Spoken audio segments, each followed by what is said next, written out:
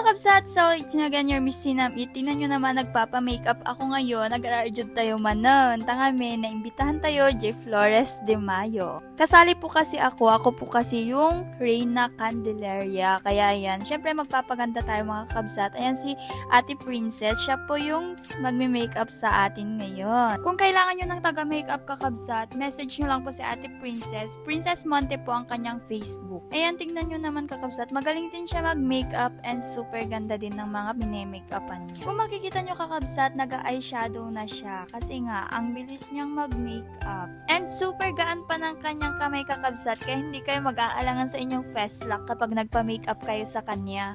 Ngayon naman po, ang hair daw ko na ang kanyang kinukulot.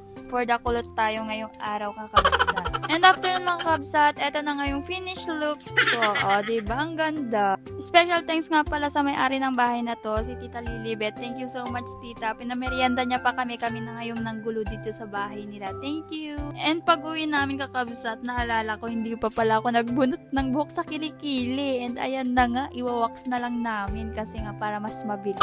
At nagmamadali na nga rin kami. Ayan, nilagyan na nila ng wax. Kung nakita niyo, pinolbuhan muna para hindi masyadong masakit. Ayan, tingnan niyo. Bilis lang matatanggal ang buhok dito kakabsat. And mas okay to kakabsat para hindi masyadong umitim yung kilikili. Kasi pangit kapag nag-shave, mas kumakapal yung buhok at saka umiitim din yung kilikili kapag shave and bunot.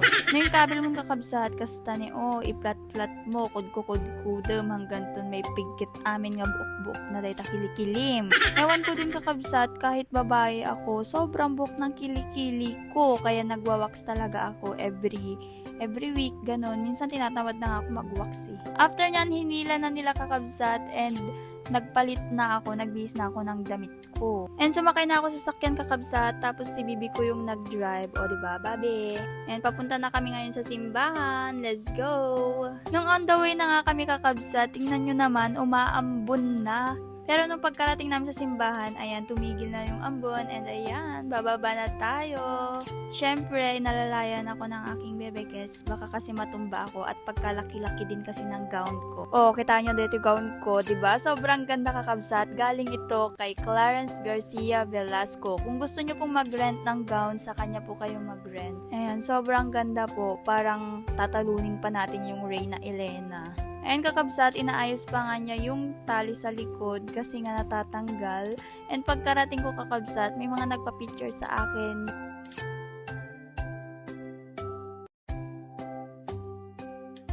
Ayan, ang cute-cute din nila and ang gaganda din ng mga suot nila. Alam nyo ba kakabsat, sobrang saya ko ngayong araw kasi nga first time ko to kakabsat. First time kong sumali sa Flores de Mayo dito sa San Manuel. Ngayon lang kasi ako na-invite and syempre ngayon lang tayo may confidence sa sarili. Kaya ayan, sasali na din tayo sa mga ganitong activity sa simbahan, ganon. Kung makikita nyo kakabsat, ang gaganda din ng mga arko nila, diba? Pabonggahan talaga ng mga arko kapag ganitong Flores de Mayo. Syempre, mas maganda pa rin ang arko ng Reyna Elena. Ayan, nagaganda din ng mga nagpa-picture sa akin. Iba't ibang mga mga Reyna. Ayan, tapos na nga silang nagpa-picture and nilapit pa yung camera. So, magandang hapon po sa ating lahat. Habang hinihintay po natin magsimula ang ating programa, ay na-acknowledge po muna namin ang presence ng ating mahal na pari ng simbahang ito, Reverend Father MB. Ganoon din po ang presence po ng ating mga PPC officers at ang ating mga barangay coordinators. Pa-announcement po, pwede po bang ipakitaas po natin ang mga luhuran?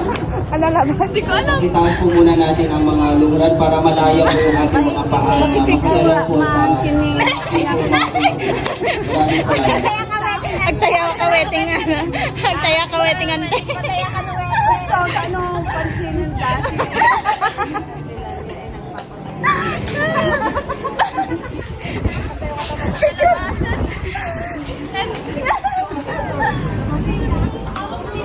After nga nun mga kakabsat, ayan, nagmarcha na po kami isa-isa. Kasali nga din po pala ang aking pamangkin, si Gail Chloe. Ayan, Gail Chloe Serafica. Isa din po siya sa mga Reyna. Siya po si Reyna Caridad.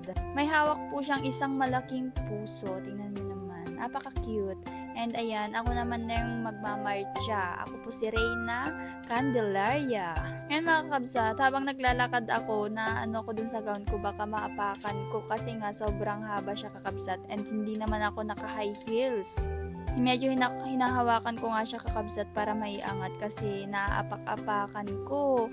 Baka mamaya mabaliktad tayo dito, mahirap na. And eto naman ang ating Reyna Elena sa kids kasi nga bata pa siya. Ayan.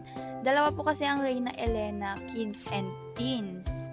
Siyempre, kinoronahan na nila itong isang Reyna Elena. Ayan, buti na video natin siya. Kanina ako yung nilagyan ng sash, hindi nila na video. O, diba? Sobrang pretty niya mga kakabsat. Ayan, nilagay na nila yung sash niya at saka yung corona niya. Nung unang lagay nila, baliktad pa nga kakabsat. Ayan, tignan niyo. Ayan, after niya nga nila nilagay yung sash at saka yung crown niya kakabsat, nagmarcha na nga rin yung pangalawang Reyna Elena kakabsat. Ayan. Ito po yung Reyna Elena 14s naman kakabsat. Ayan, tingnan nyo naman. Ang ganda din ng suot niya. And siya po yung nakoronahan na Reyna Elena 14s. Siyempre, isusuot na nila sa kanya yung sash niya at saka yung crown niyang napakalaki. Ang ganda. Diamond yan. Amin na, ibebenta ko na. Cheers. Joke lang po. Wag sana ako mabawasan ng points sa langit. Yan makakabsat. Sinuot na nila. Ang laki ng crown niya. Sana all. After nga nila naglagay ng sash kakabsat and tsaka yung crown, ayan, magpaparade na sana kami. Kaso nga lang, nagbabadya po ang ulan kasi ang lakas ng hangin. Paparating na kasi yung bagyo. Kaya ayun, nag-offer muna kami ng bulaklak. Itong pag-o-offer sana ng bulaklak kay Mother Mary kakabsat after sana ng parade. Kaso nga lang, tignan nyo naman. Parang uulan kasi. Kaya ayan, bumaba na kami, nagpunta na kami dito sa may harap ng simbahan and mag-o-offer na po kami ng flower. O, tignan nyo naman, napaka-supportive ng aking boyfriend. Pati ang aking mga best friend, nagpunta din po sila. Ayan, ako na po, it's my turn to offer a flowers. Ayan na po yung bulaklak, nag-offer na po tayo kay Mother Mary. And syempre after ng pag-o-offer, magpaparade na po kami. Hapon na po ito mga kakabsat. Ayan, binuhat na nila yung aking arko. Nasa likod naman po yung Reyna Caridad. Syempre, pinag-isa na po nila ang aming arko ng pamangkin ko. Kung makikita nyo mga kakabsat, ang daming mga bulinggit sa harapan ko. Yung mga ibang Reyna po yan ng Barangay Kabaritan. Nagkasama-sama na po kami para po hindi mawala. Kasi nga, naglakad po kami ng medyo malayo din po yung nilakad namin and mga bata pa po kasi sila. Yun lamang mga kakabsat, at dahil nga pinanood mo itong video na to, please like and share naman this video. And don't forget to subscribe to my YouTube channel. Thank you!